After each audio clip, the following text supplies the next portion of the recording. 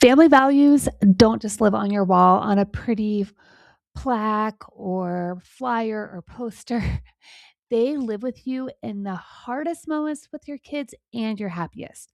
This morning, I woke up late and my kids were having a full blown fighting match before I could even get dressed. And we did not have time for them to fight. As I reflected back onto what was going on or how we got through this chaotic morning, it was our family values. In this episode, we are going to dive into the 6 ways to help your family values stick. And speaking of kids fighting, if you really struggle with your kids fighting and they do not know how to get along, or they just like to annoy each other, or they keep fighting over specific toys or specific items, like my kids were this morning, you can grab my Stop the Fighting Parenting Toolkit, and I will put the link in the show notes. Okay, let's get started. This morning was rough. It didn't help that I set my alarm for only 5 minutes before I needed to wake up. I need to wake my kids up. Typically, my husband takes my kids to school, which is really nice and awesome, but he is out of town. And I stayed up way too late last night. So that was totally my fault. And it's almost as if my kids knew I was going to be talking about family values today, or my subconscious knew, okay, the way you're going to get through this moment is pointing everything back to your values. Let me paint the picture of what was happening. One of my sons, he has dysgraphia. And so I had gotten him this tablet where you can write on it and draw. And my other son's really into drawing. Well, no one has touched this tablet since I got it in the fall because it has been at school. I brought it home a couple weeks ago. They both knew about it. And then my youngest is sweet. I have a new drawing tablet. I can't wait to draw. He drew all day yesterday on it. Well, 13-year-old who tends to be a little more rigid, and his things are his things and everything is from a black and white lens. He did not want his brother to have the tablet. And there were some other things too. Yesterday, he was a lot more lenient, but my youngest was starting to act like it was his more and more. And so anyways, what ended up happening was I'm trying to get dressed and I hear them screaming at each other. We have 10 minutes to get into the car and my hair is wet. And I come out and of course I'm flooded. We don't have time. I don't have time to do all the things that I teach in the Stop the Fighting Toolkit and sit down and mediate. And we were all flooded. We have 2 kids screaming at each other, one crying, and I was matching their energy. And so I ended up saying, okay, you guys just need to figure it out while I go finish getting ready. I come out and they're still fighting over the tablet. We ended up going out to the driveway and my youngest is crying and crying. He's so sad because he wanted to take it to school. And my 13-year-old was inside. He's like, I'm not going to school anymore. I'm like, okay, we'll figure that out later. If I need to come back and pick you up, then I will do that. So I get out into the car and then I stopped and I paused. I looked at the trees in my front yard. I listened for the birds. I just took some slow, deep breaths. My son is still crying. He's extremely upset. I open up the back door. At this point, we were going to be late no matter what. And I knew that they don't go to a traditional school. And I knew that their teachers would give us a lot of grace. And praise the Lord for that. And so I just took the time. And I got on his level. He is crying. I just started to use my nervous system to calm his. Didn't say a whole lot of words and just started breathing. Then I started validating. I know you're so upset. I know this is really hard.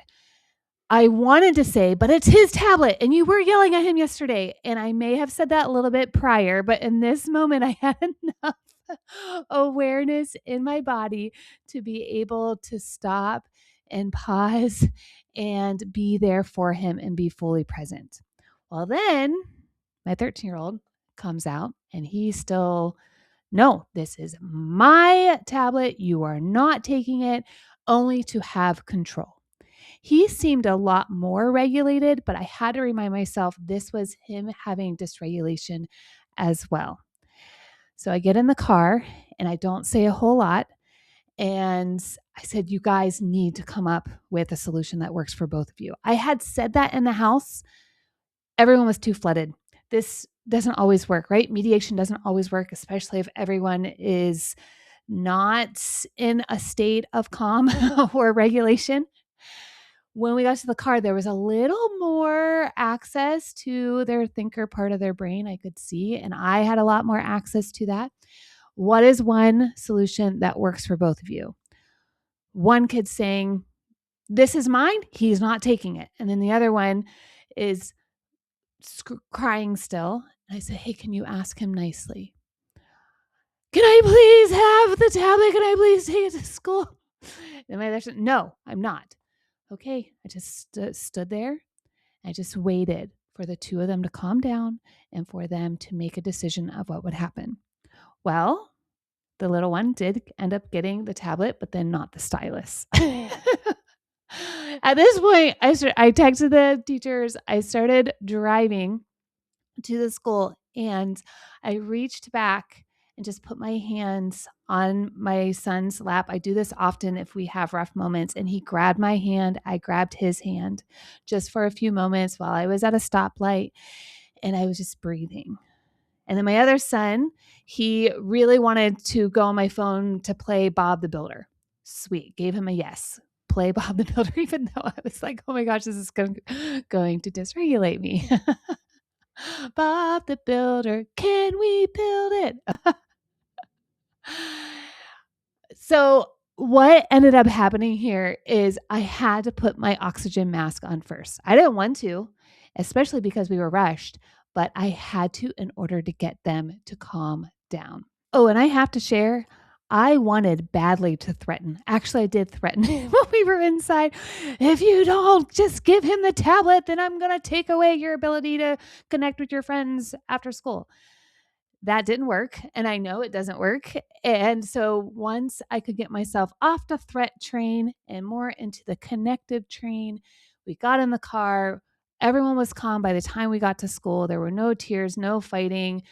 And they both get out, and I realized my son had left his lunchbox in the car. So I started driving away. I turned around, I come back, and I walked in to take him his lunchbox because, again, he was not thinking. He was a little flooded. And I just kissed him on the head and said, "Hey, I love you." And that kid is harder to apologize to be honest, because he doesn't always receive it. And I did that, and he just kind of looked at me.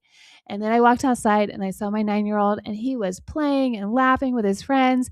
And he saw that I was still there, and he ran up to me, gave me a big hug. Then I got in the car and I drove home. This is what repair looks like. This is what connection looks like. And this is what values, your family values, look like in action. Okay, what we're going to do today is I just want to help you see what the values that were lived out in this real world, realistic. I'm still a parent too that has a human, and I have emotions and feelings, and I get flooded as well. And then I'm going to help you with the 6 ways on how to make your family values stick. Let me first talk about the values that showed up this morning. The values were presence. So I was able to access enough of what's called my ventral vagal, so that highest sense of self in my nervous system, to be present. And I had to pause, which we talked about back in episode 2. I had to slow down, even though we were running late. I held my kids' hands. I walked into the school and still connected with them. Every micro choice I made was coming back to the moment. We value kindness in this family, naming emotions, staying soft when I could have been harsh. I mean, I did start out being a little harsh, but then I shifted and really led with kindness. I apologized to both of the kids, and I helped guide them to make things right with each other. Respect. This one's huge. Again, I started with some threats and bribes, and then I paused and stopped and shifted to giving each kid a voice. each kid an opportunity to have a solution. They're still building those skills and weren't able to just easily come up with a solution, but that's something that gave them the opportunity to do so. And then I just didn't bulldoze the situation. Well, at first I did, but I really worked on not bulldozing the situation just because we were late. And then another value is collaboration. This is what I teach in the Stop the Fighting Toolkit is what is one solution that works for both of you. And then that held that standard even when it didn't land at first. And they were able to kind of find a solution together. And then courage, standing out in my driveway in front of all my neighbors when I'm late and saying, we're not leaving until this is solved. That does take courage. And also being able to get to a place where I could regulate when every part of me just wanted to run away. And then growth mindset. They don't have the skills yet to solve problems like this in the moment, especially if they're flooded with stress. And so, reframing this as a skill deficit, not a character flaw, and not shaming them and blaming them because they can't get along or because it makes me feel uncomfortable. And then another value is acceptance. I worked with my 13-year-old's wiring and am accepting that he is different and he processes things different and he processes emotions different. And then I also validate it's still hard to be in relationship with someone that can come off so rigid, but is something to work on. And to remember that the way we work on this is through teaching and by holding boundaries, both things together at once.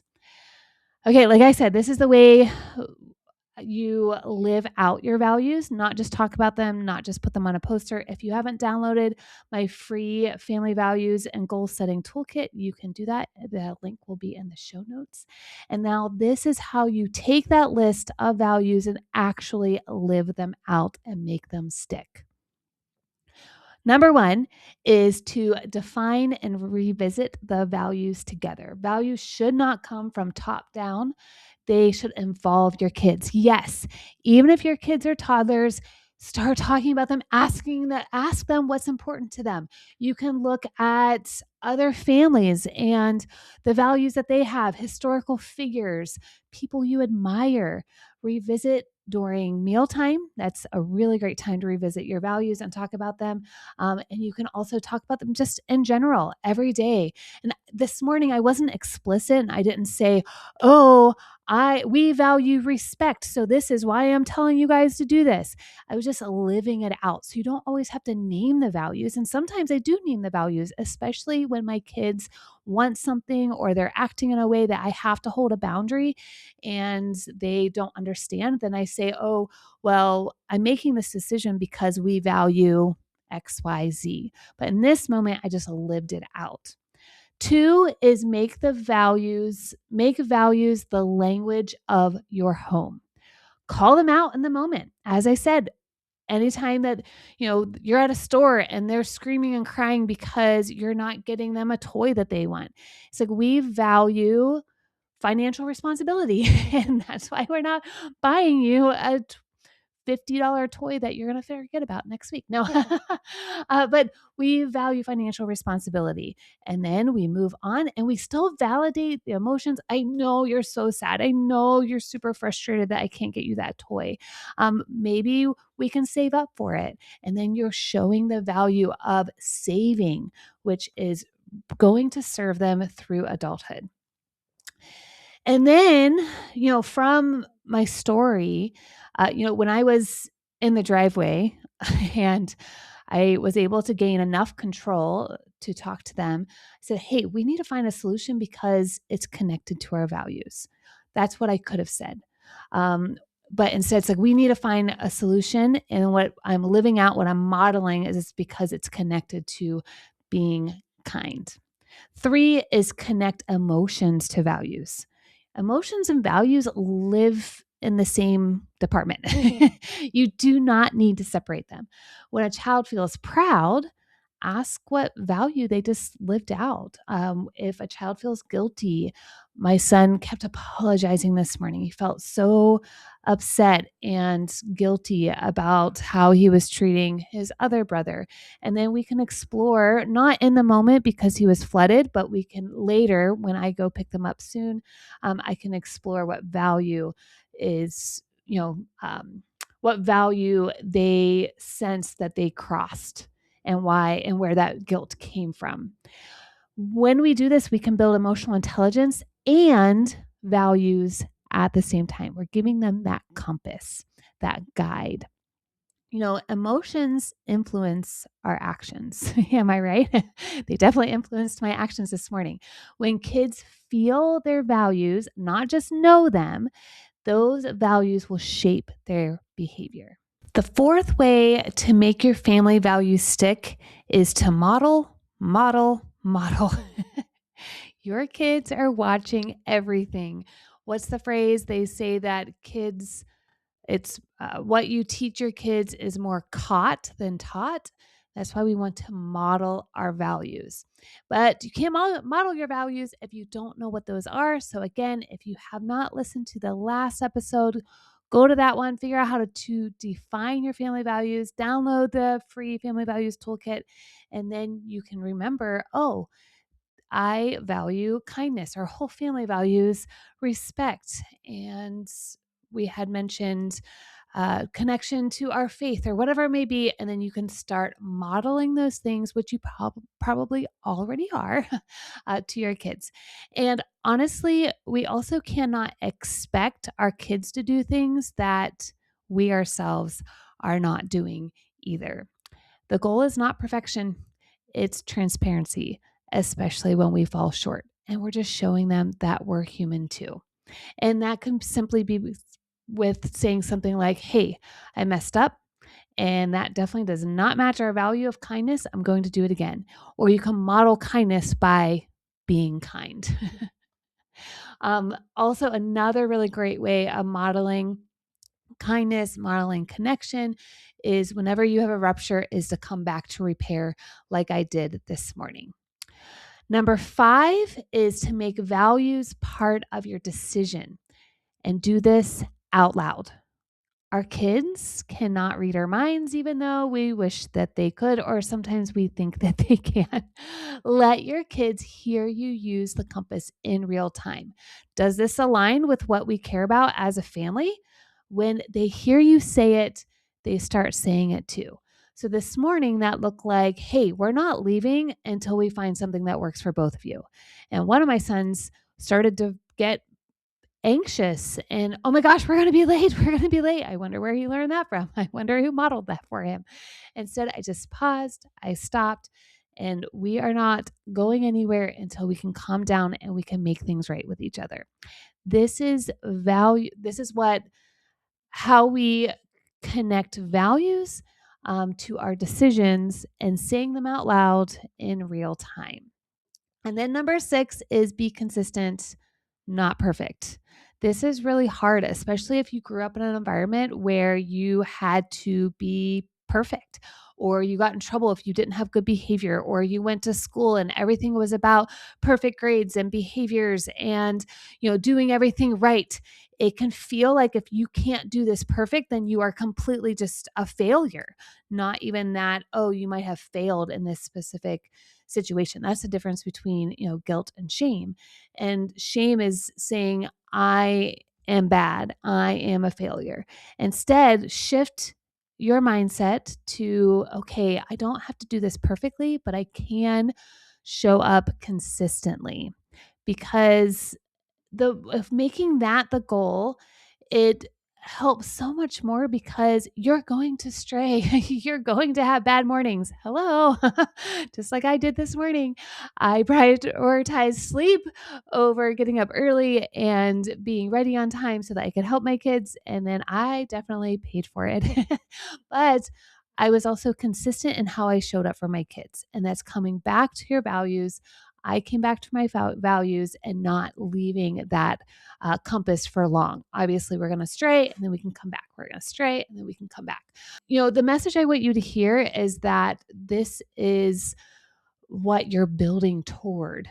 And you're not always going to get it right because your kids aren't always going to get it right either. And the way we learn best is through failure.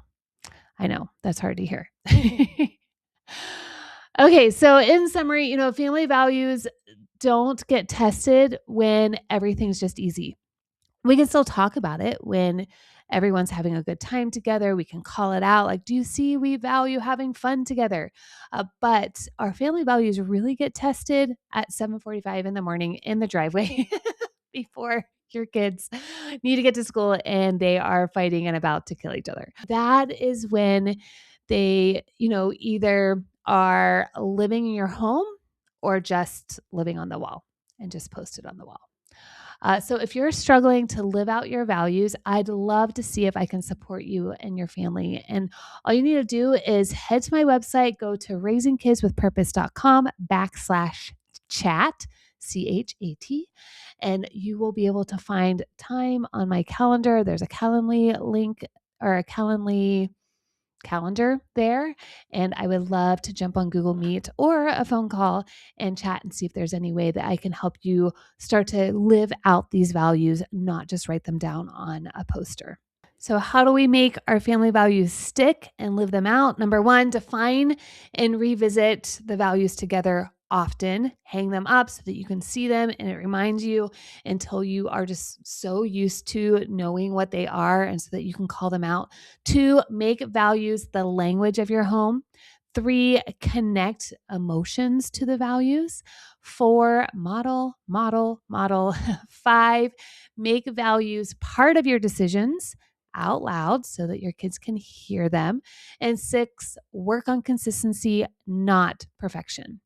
And I'd love to know, and you can leave a review and answer these questions, or you can email me at hello@raisingkidswithpurpose.com. I would love to know which of these 6 values feels most alive, or not values, which of these 6 uh, tips or strategies on how to make family values stick, which of them feel the easiest to do, and then which one of these feels like it would be really hard to do. And then your action step is to pick one, just one. Start calling the values out by name in the moment that happens naturally this week. Or if you have a big explosion, how can you model one of your values to your kids? Or share a simple sentence of whenever you notice your kids being nice to each other, call that out. Wow, you are living out our value of kindness and respect. And then don't forget, you can grab the Sibling Fighting Toolkit, and you can find all of the links that I shared in the show notes below. And I hope that you have fun living out your values this week. Bye.